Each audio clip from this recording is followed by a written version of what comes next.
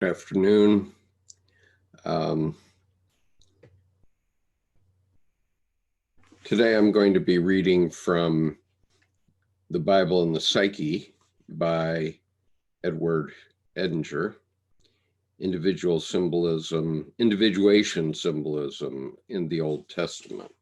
But before I do that, because we have this coronavirus pandemic, I want to make sure that everyone is paying attention to this, because we're having this conversation right now because in 1918, my grandfather was engaged to a woman who, together with her four sisters, all died on the same weekend from the Spanish flu of 1918.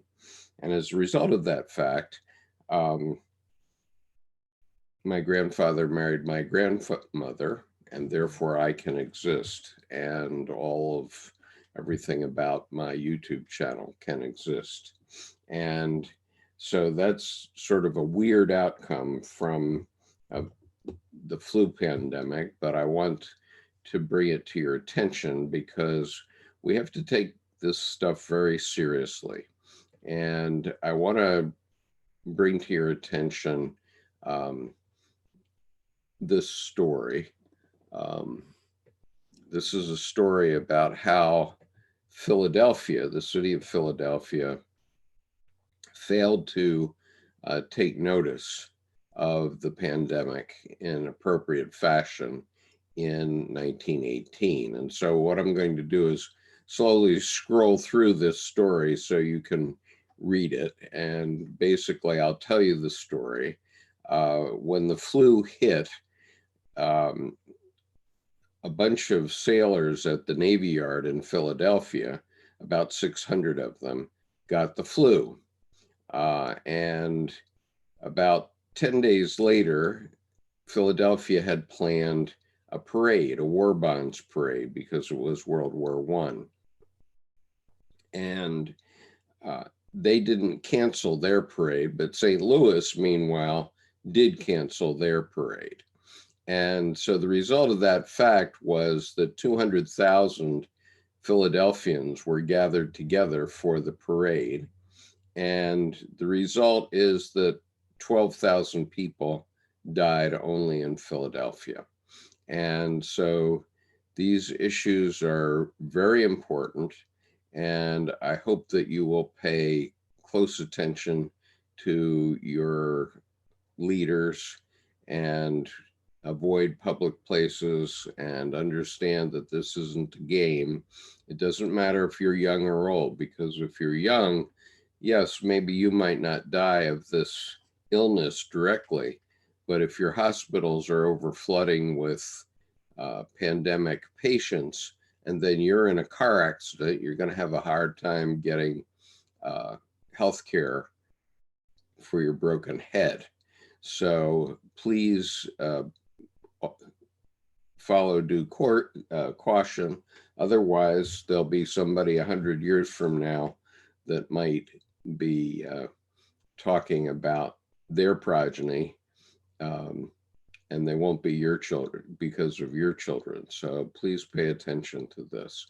And so that's the end of my public service message, but I'm very concerned about it, and I think you should be too. Okay. Ironically, today's reading is about guilt. So you'll see what I mean in a moment. Hello, Miles. Welcome.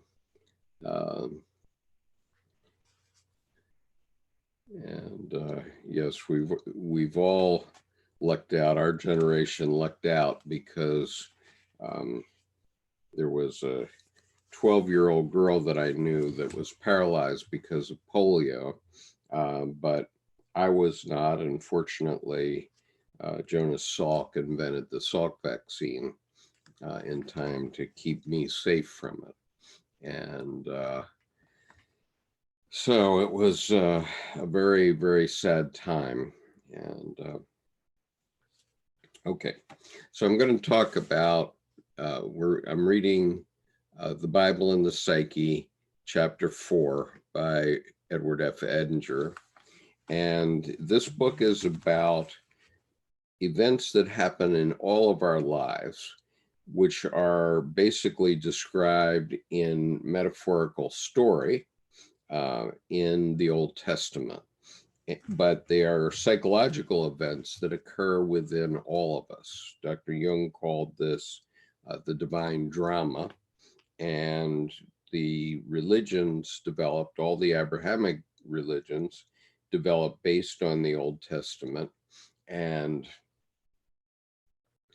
so that's Christianity, Judaism, and Islam, all created from the same root.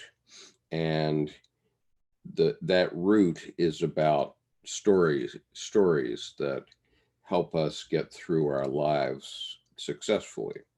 And that's what your pastor is doing every Sunday, or your priest, or your rabbi. So this is the story of Jacob and his sons, Jacob and Esau. The story of Jacob and Esau indicates that the ego destined for individuation is born as twins. Other examples of this same archetypal image are Romulus and Remus, and the Dioscuri, Castor and Pollux. This division into two has two aspects, ego and shadow, and ego and self. Both aspects appear in Jacob's dealings with Esau. According to legend, the twins embodied good and evil. It had been decreed that Rebekah, the daughter of an idolater, would have two sons, one resembling Abraham and the other resembling Bethuel. Even while still in the womb, the good and evil nature of the two expressed itself. For each time Rebekah passed a place where there were idols, one of the twins wanted her to enter and push the other. And each time Rebekah passed a house of God, the other twin wanted her to enter. Although at the beginning of Israel, these opposites must be separated, at the end, they must be united. Thus, a rabbinic commentary says, quote, Messiah, son of David, will not come before the tears of Esau have ceased to flow. As foretold by Yahweh, Genesis 25:23, and with the connivance of his mother Rebekah, Jacob stole the birthright and paternal blessing belonging to Esau.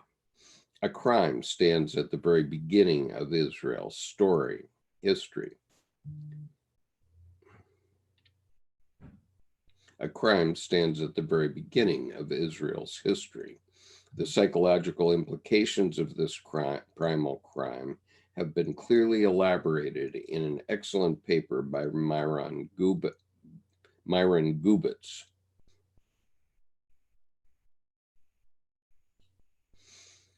The idea is that the ego establishes its unique autonomous existence by a denial and dissociation of the shadow, but a heavy price is exacted. According to Gubitz, Amalek, the grandson of Esau, became the embodiment of the dissociated shadow in the collective Jewish psyche as a consequence of the crime against Esau. The Amalekites made war against Israel, and in response, Moses announced that the Lord will have war with Amalek from generation to generation, Exodus 17:16. The unacknowledged crime against Esau has established a dissociated guilt and revenge complex that pits the seed of Jacob against the seed of Esau. Gubitz writes, quote, in psychological terms, anxiety about imminent violence or destruction, paranoia in the extreme case, is generally linked is generally linked to a deep-seated sense of guilt. Often, too, this guilt is the reverse side of a psychic inflation, an over-identification with a powerful archetype. In the mythic history of the Jewish people, both of these factors may be traced to the Jacob-Esau split and down through the ages via the ramifying myth of Amalek. The guilt in the collective Jewish psyche is the inevitable price paid for Jacob, Israel's theft of Esau's birthright, his fraudulent acquisition of his paternal blessing, and the conscious rejection of those aspects and values embodied by Esau. In terms of the mode of consciousness basic to Judeo-Christian culture, this may have been a step forward, a movement away from the purely earthbound and irrational and polytheistic toward a new plan of spirituality and morality. But as Hermann Hesse remarks in The Glass Bead Game, quote, among the pangs inherent in a genuine vocation, these are the bitterest. One who has received the call takes, in accepting it, not only a gift and a commandment, but also something akin to guilt, unquote. What set the Israelites apart from others at an early stage was their commitment to the exclusiveness of monotheism, their identification with Yahweh and his goal of moral perfection in the realm of human affairs. The inevitable psychic consequence of such a perfectionist commitment, or an unqualified commitment to a goal which is by definition unattainable, is a broadly ramified structure of guilt. Reaching avidly for the brightness of transcendent spirituality, one becomes guilty of slighting the earthy ground which gives birth and nourishment to all life. Feeling oneself to be the human representative of God on earth, one also takes upon one's own shoulders the burden of mankind's human shortcomings, and thus the guilt for man's inability to measure up to the divine ideal of perfection. Possessed by an immensely powerful archetype and thus set apart from the rest of humanity as God's chosen, one must have an unconscious realization that one's blood brothers have been slighted. That standing apart also means exposure as a target for enormous negative projections and all the destructive energies they can unleash, unquote. These remarks do not apply only to the collective Jewish psyche. The Jacob-Esau myth belongs to the Western psyche as a whole, and therefore to us all. After stealing Esau's blessing, Jacob was obliged to flee the country to escape his brother's vengeance. On the first night out, the fugitive had a numinous dream. Quote, Jacob left Beersheba and set out for Haran. When he had reached a certain place, he passed the night there, since the sun had set. Taking one of the stones to be found at that place, he made it his pillow and lay down where he was. He had a dream. A ladder was there, standing on the ground with its top reaching to heaven, and there were angels of God going up it and coming down. And Yahweh was there, standing over him, saying, I am Yahweh, the God of Abraham, your father, and the God of Isaac. I will give you and your descendants the land on which you are lying. Your descendants shall be like the specks of dust on the ground.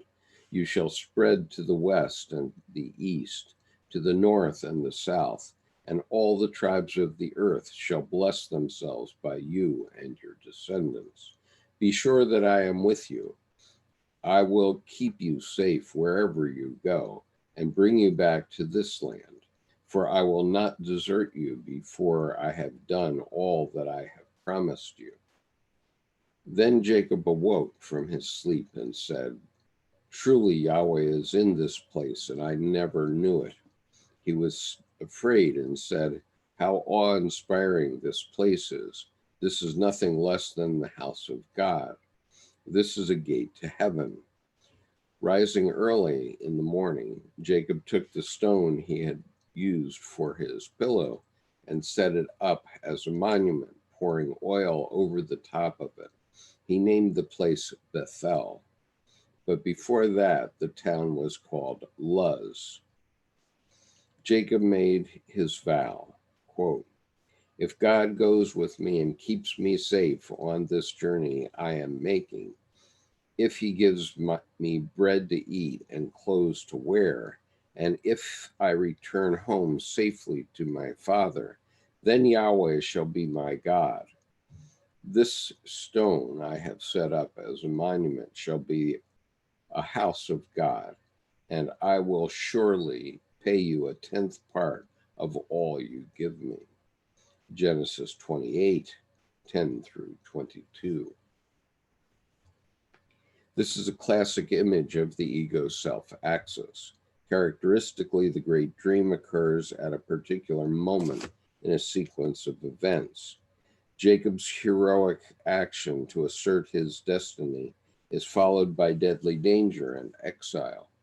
At this low point of alienation, the ego is granted a vision of its connection to the self. According to legend, Jacob had this dream on Mount Moriah, the site of the sacrifice of Isaac and the future site of Solomon's temple. 12 stones from the altar on which Isaac lay had miraculously joined into a single stone, which was Jacob's pillow, and which was then set up as a pillar and anointed.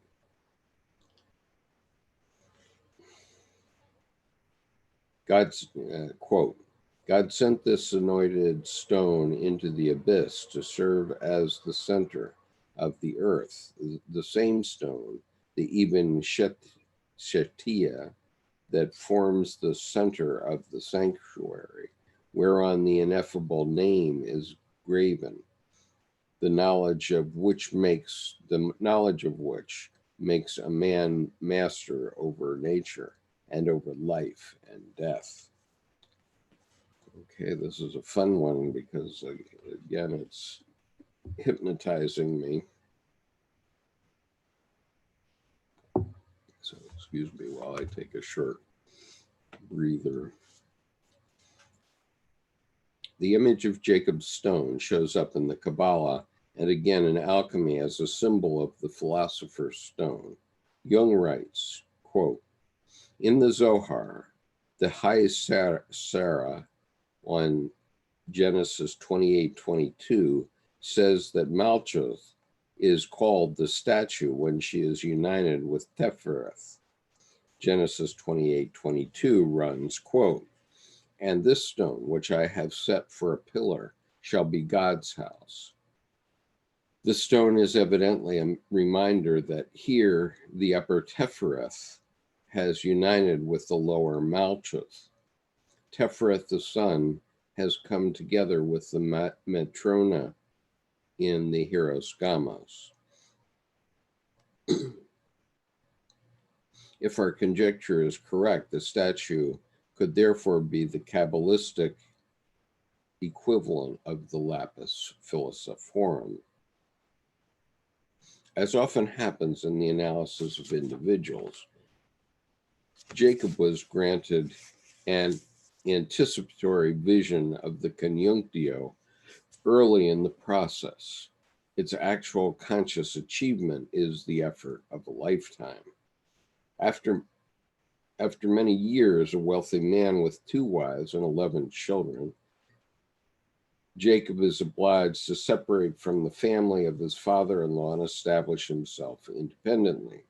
Now he must return to his own country and encounter his wronged brother, from whom he fled many years before. The repressed shadow returns, and Jacob is in terror. During the night preceding his meeting with Esau, he had a crucial encounter. Quote, and there was one that wrestled with him until daybreak, who, seeing that he could not master him, struck him in the socket of his hip, and Jacob's hip was dislocated as he wrestled with him.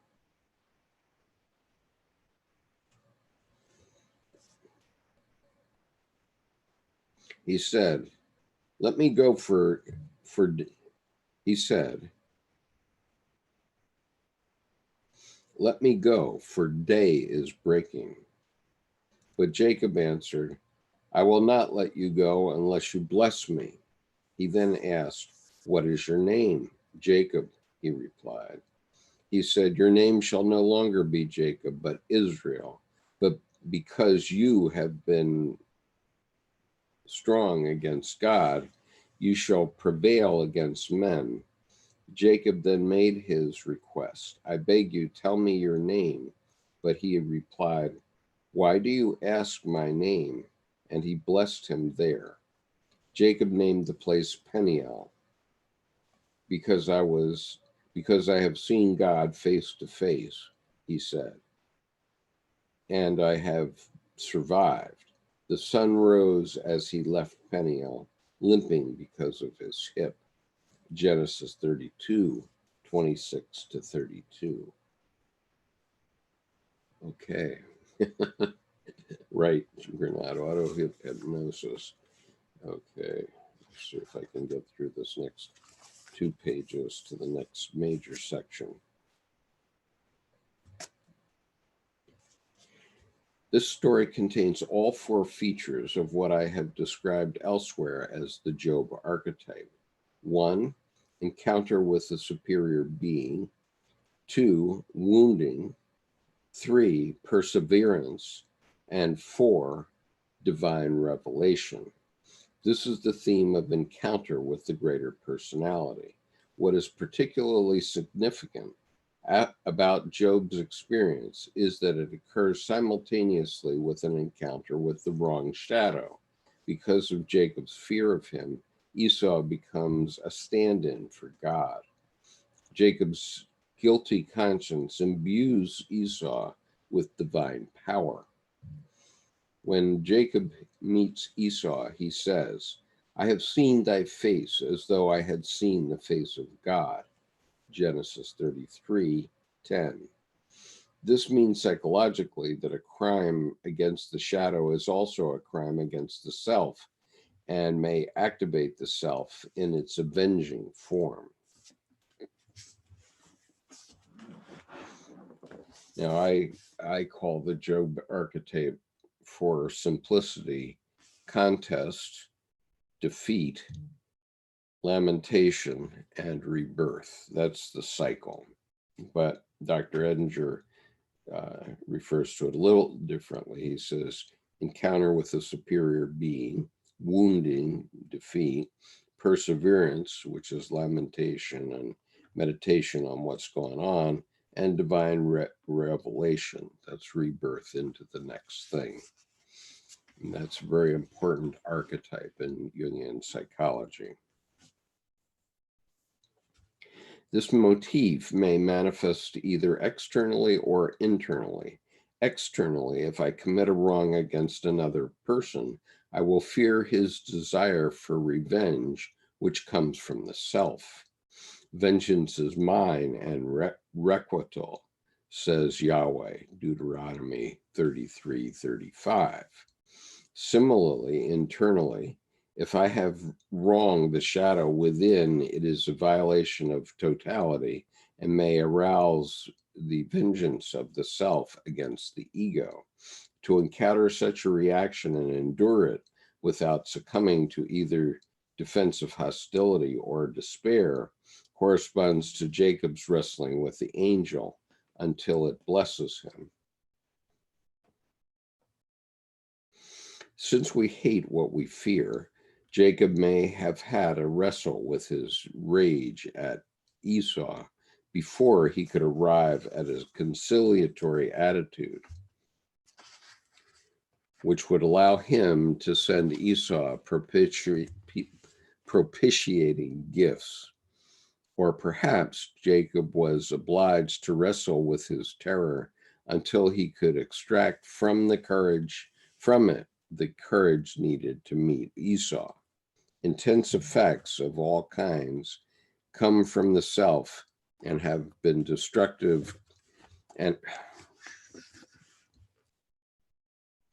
destructive consequences unless they are mediated by a conscious ego. Jung writes, the God appears at first in hostile form as an assailant with whom the hero has to wrestle. This is in keeping with the violence of all unconscious dynamism.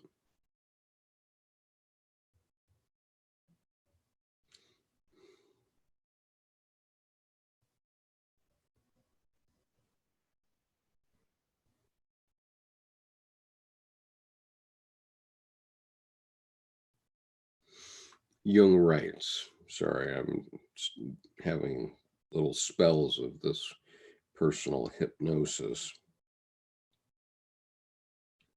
Not easy to read these books because of that. Jung writes, the God appears at first in hostile form as an assailant with whom the hero has to wrestle. This is in keeping with the violence of all unconscious dynamism. In this manner, the God manifests himself in this form. He must be overcome. The struggle has its parallel in Jacob's wrestling with the angel at the ford Jabbok. The onslaught of instinct then becomes an experience of divinity, provided that the man does not succumb to it and follow it blindly, but defines his humanity against the animal nature of the divine power. It is a fearful thing to fall into the hands of a living God. Yep. Yes, Carl. Unquote. In another place, Jung says Jacob wrestled with the angel and came away with a dislocated hip, but by his struggle prevented a murder. What does this mean? I think of three possibilities. One, the angel might have murdered Jacob if he hadn't resisted. This would correspond to Jacob's suicide out of guilt and terror. Two, Jacob in his rage might have murdered Esau. And three, Esau in his vengeance might have murdered Jacob if Jacob had remained caught in a power conflict with him. Or Jacob in his guilty fear might also have identified with the victim and thereby constellated his own execution. Another aspect of Jacob's ordeal is mentioned by Jung. Quote, a contemporary Jacob would find himself willy-nilly in possession of a secret that could not be discussed and would become a deviant from the collective. Encounter with the self is necessarily a secret. Such things are not communicable in their concrete particulars. The secret he must carry creates the individual as a unique being separate from the collective, but at the same time, it is a wound like that of Philetes, which alienates him painfully from others. According to the apocryphal book Wisdom of Solomon, it was wisdom that saved Jacob. Quote, wisdom delivered her servants from their ordeals. The virtuous man, fleeing from the rage of his brother, Jacob, was led by her along straight paths. She showed him the kingdom of God and taught him the knowledge of holy things. She guarded him closely from his enemies and saved him from the traps they set for him. In an arduous struggle, she awarded him the prize. To touch him, that piety is stronger than piety.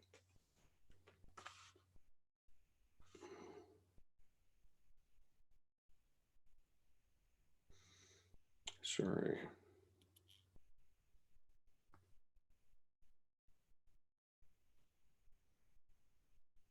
I'll read that last quatrain again, because I sort of went out again. She guarded him closely from his enemies and saved him from the traps they set for him. In an arduous struggle, she awarded him the prize to teach him that piety is stronger than all. Wisdom 10, 9 through 14. Now, I just want to observe that the King James Version of the Bible does not contain the Book of Wisdom, but the New American Bible, which is used by the Catholic Church, does contain the Book of Wisdom. So I now have three Bibles that I refer to. Actually, I have four Bibles, but I have three that I regularly refer to. One is the King James Bible, which is basically a Protestant Bible, as I understand it. One is the New American Bible, which I understand to be a Catholic Bible. And I have the Jerusalem Bible, and I'm not sure what the bias in that is. And I also have the New Testament and Proverbs that's passed out by the Gideons at American county fairs when we have them. The word here translated piety is rendered godliness and devotion to God in other versions. The Septuagint uses esabia, reverence for the gods, which is the equivalent to the Hebrew fear of the Lord. This passage tells us that wisdom was with Jacob during his wrestling with the angel, and he was victorious by virtue of a religious attitude. The consequence of the encounter was the transformation of Jacob, indicated by his new name, Israel. Okay, I'm just going to take a drink here, and then there's another section of this.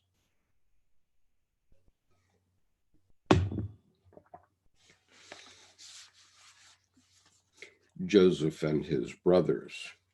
Throughout the sacred history of Israel, the nation as a whole has been carrier of God consciousness. Initially, this consciousness was carried by individuals, Abraham, Isaac, and Jacob. However, Jacob had 12 sons by 4 mothers, and these 12 became the progenitors of the 12 tribes, whereby the religious task was transferred to the collective. Nevertheless, the divine prerogative was not distributed equally among the 12.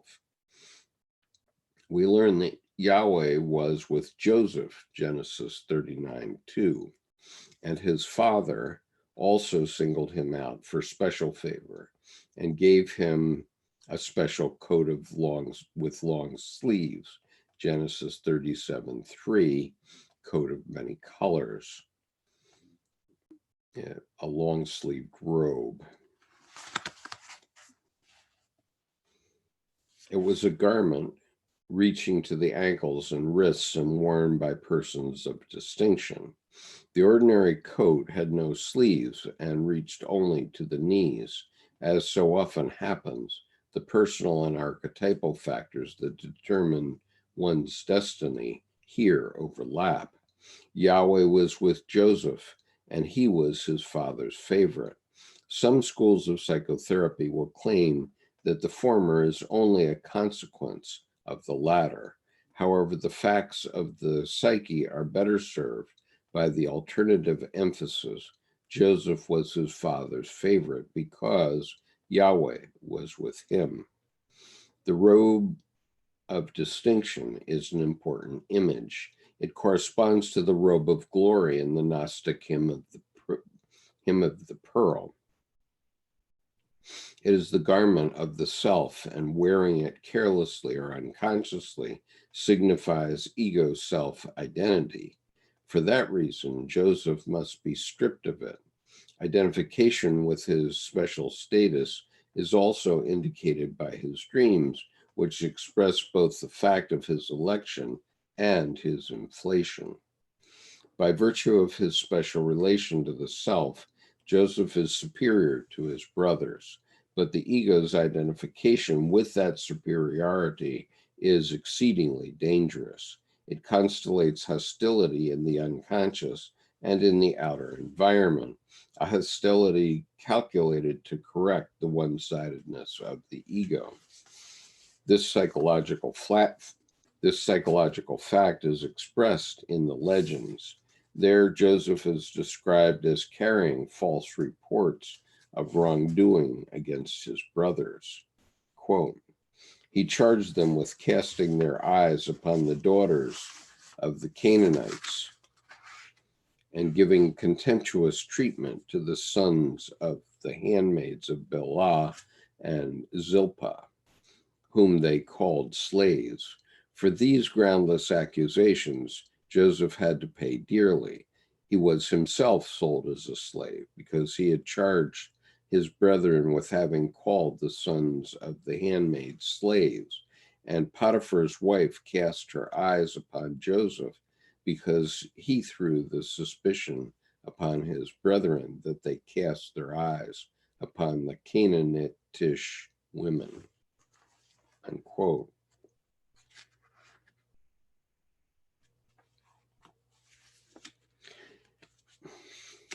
Joseph showed very poor judgment in recounting his dreams to his brothers. In part, the dreams must have compensated for a conscious attitude of inferiority, since he was next to the youngest of the 12 and something of a sissy, according to legend. The dream of the sheaves, Genesis 37:7, suggests that the superiority of Joseph's harvest, the creative fruits of his life, will be acknowledged. The dream of the sun, moon, and stars, Genesis 37:9, is given a reductive, personalistic, Adlerian interpretation by his father, an appropriate rebuke for Joseph's naivety in revealing the dream. Joseph was sold as a slave into Egypt by his brothers, this being, according to legend, the beginning of the Egyptian bondage, with Joseph the first to be subjected to it. Tertullian says this event is the prefiguration of Christ. Quote, he suffered persecution at the hands of his brethren and was sold into Egypt on account of the favor of God, just as Christ was sold by Israel, and therefore, according to the flesh, by his brethren when he is betrayed by Judas. Unquote. The image of bondage is itself an aspect of individuation symbolism. One of the effects of the encounter with the self is the ego's loss of willpower. It becomes a servant to the greater personality. Joseph's descent into Egypt begins the strange, enduring theme of Israel and Egypt. For Israel, Egypt is alternately a place of security and nourishment and a place of bondage. The pattern repeats itself in the life of Christ.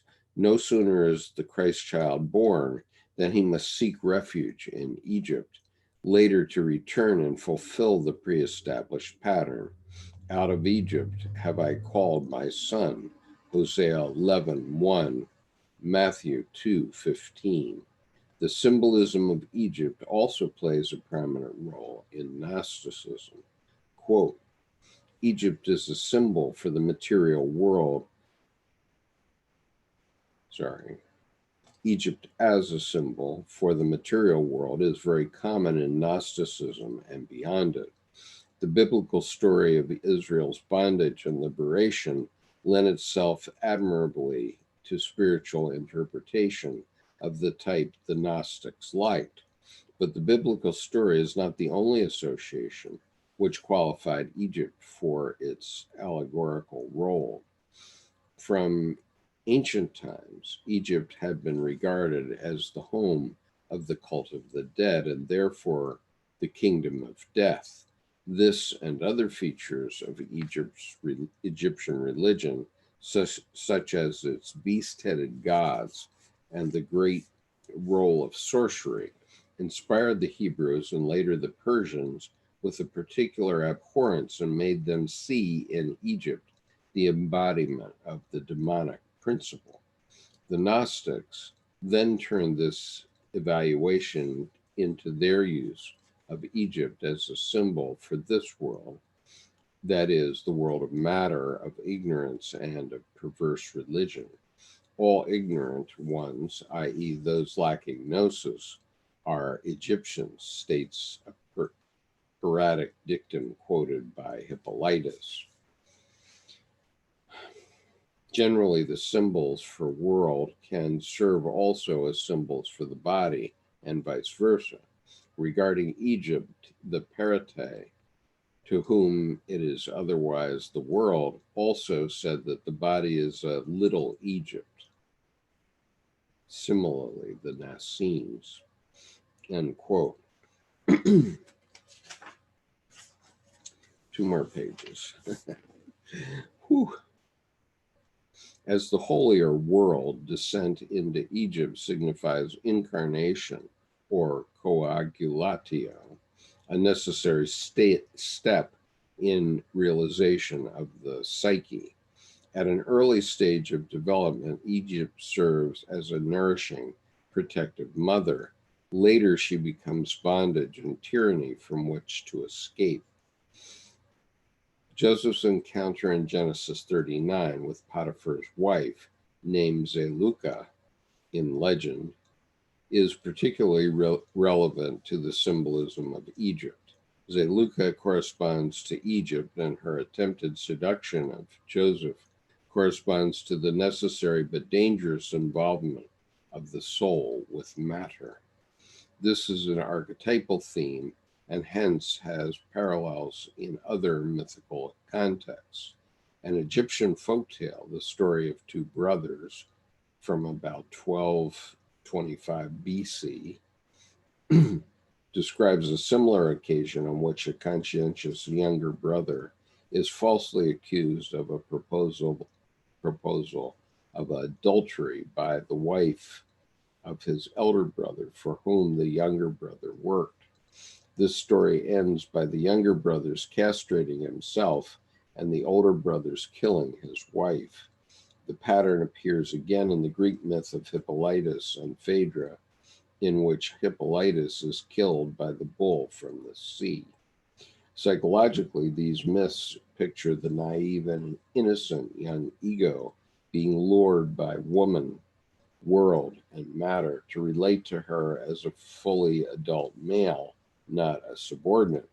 It is a moment of great danger in which criminality and heroism, wisdom and cowardice are inextricably mixed. To succumb to the seduction may lead to death or to maturity. To virtuously flee from the dangerous invitation may also lead to death, Hippolytus, or arrested development, story of the two brothers, or fulfillment of one's highest potential, Joseph. Joseph had a special relation to the unconscious, as indicated by his ability to interpret dreams. The nature of the dreams that he was called upon to understand is also informative. While in prison, he was presented with the dreams of the royal cupbearer and the royal baker. One presaged pardon, the other execution, that is, the opposites. Again, with Pharaoh's dreams, 7 fat cows and 7 lean cows, 7 fat ears and 7 lean ears, feast and famine. He is confronted with the problem of the opposites in order to achieve a conscious relation to the self one is obliged to integrate the opposites. Since Yahweh is with Joseph, he must endure the activated opposites. The paradoxical nature of God tears him asunder into opposites and delivers him over to a seemingly insoluble conflict. To the extent the opposites are reconciled, the inner authority of the self takes control of one's life. The achievement of that inner authority is indicated by the fact that Joseph becomes the agent of Pharaoh, Joseph becomes the regent of Pharaoh.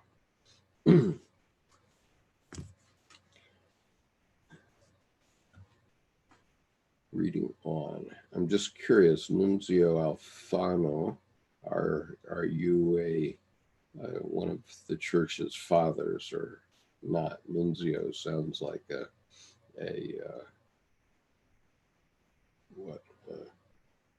religious name, a Catholic religious name. I'm just curious. Okay, so Joseph has become the regent of Pharaoh. Jacob had 12 sons, and these 12, with slight rearrangements, became the ancestors of the 12 tribes of Israel. Briefly, under the kingship of David and Solomon, the 12 tribes constituted one united kingdom. Following the death of Solomon, 10 tribes seceded from the unified kingdom and set up the northern kingdom of Israel. The remaining tribes of Judah and Benjamin constituted the southern kingdom of Judah. Thus, 12 is rendered to 2. Following the Assyrian conquest of the northern kingdom in 721 BC, the 10 northern tribes were largely dispersed to other regions. They eventually lost their identity and became known as the 10 lost tribes of Israel. This sequence of events is important psychologically. The sacred history of the Jews is an expression of individuation symbolism, and its vicissitudes are an expression of analogous events in the psychic development of the individual. The history of Israel from Father Abraham to the single kingdom of Judah can be charted as follows. And there's a little design here, little family tree. I'll try to show you that in a minute. The self is defined as the center and totality of the psyche. Individuation symbolism is totality symbolism, and the biblical history of the Jews is certainly an expression of it. Nonetheless, as the chart shows, a great deal has been left out. And let me just look. I neglected to look for this before I began tonight. So I think I do have it here, though. Let's just see. What I mean by that is in scanned version. Yeah, there should be. Okay, so I'm going to give you this image so that you can see it. Okay, so this is the last page of chapter 4, and in it you can see the family tree of Abraham down to Isaac, down to Jacob, and Esau was rejected. Ishmael, who became involved with Islam, was also rejected, and then the 12 tribes. But of the 12 tribes, 10, the kingdom of Israel disappeared, 10 lost tribes, location unknown, and on the other side, 2, kingdom of Judah, is surviving Jewry. Okay, so anyway, that's the structure of that for those purposes. Okay, so that's the end of chapter 4, and tomorrow is chapter 5, Moses and Yahweh, the Exodus. Now, as I indicated, I'm going to try to read one chapter a day, at 4:30 p.m. U.S. Eastern Daylight Time until I've finished this book. So I've been reading the Bible and the Psyche, Individuation, Symbolism in the Old Testament by Dr. Edward F. Edinger. And I will continue to press forward to the extent I can. So tomorrow will be chapter 5, which will be the Exodus. And tonight at 8 p.m. will be our regular Jung Reading Group webinar, which includes a number of webinar members. And that webinar begins at 8 p.m. U.S. Eastern Time. And tonight we will be talking about the last chapter of Dr. Jung's memoir of his psychological development, which is called Late Thoughts. And this is a quite complex, very heavily layered chapter in which Dr. Jung sort of touched base on his entire collected works in sentence after sentence. So what I'm going to do is take it very slowly, and hopefully my webinar compatriots will help to explicate this very complicated last chapter of this book, Memory Streams Reflections. And I'm anticipating that it may take 2 to 3 weeks to finish that particular chapter at our Monday night sessions. So to the extent that's information for you, I hope that's useful. Dan says, well, we can move our limbs because we believe it. Yes. And Nuncio said hello. Sasha says, hi all. Sean, Dan, ever get a hit in the knee by a doctor?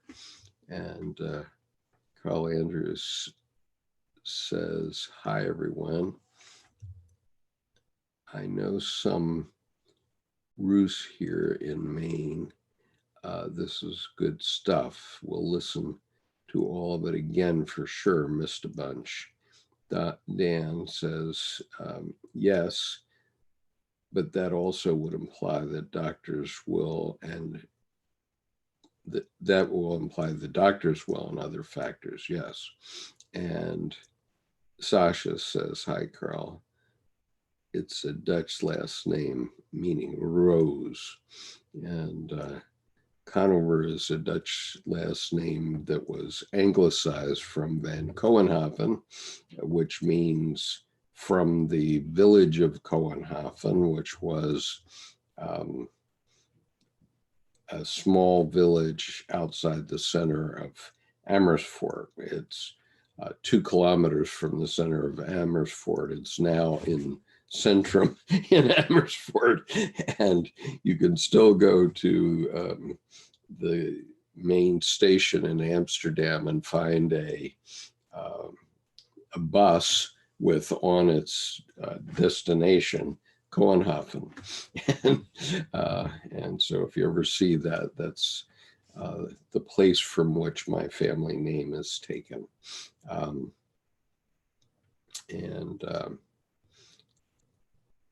So anyway, we are, since I am going to hold forth again tonight at 8 p.m., I'm going to terminate this session for now. I hope it's been useful to you. I've been reading from the Bible and the Psyche, chapter 4, Individuation, Symbolism in the Old Testament. Peace.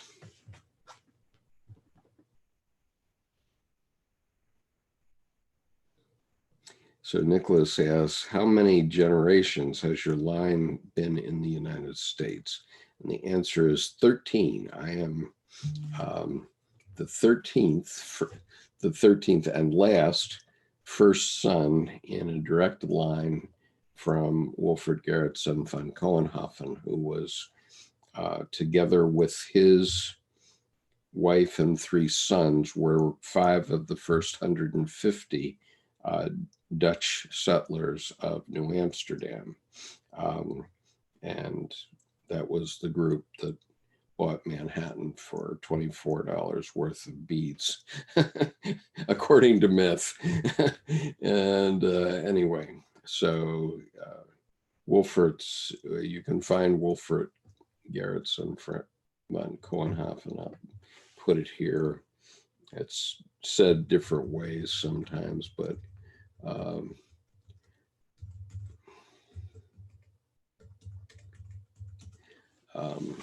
so look up that name on Wikipedia and you'll find out all about my first ancestor.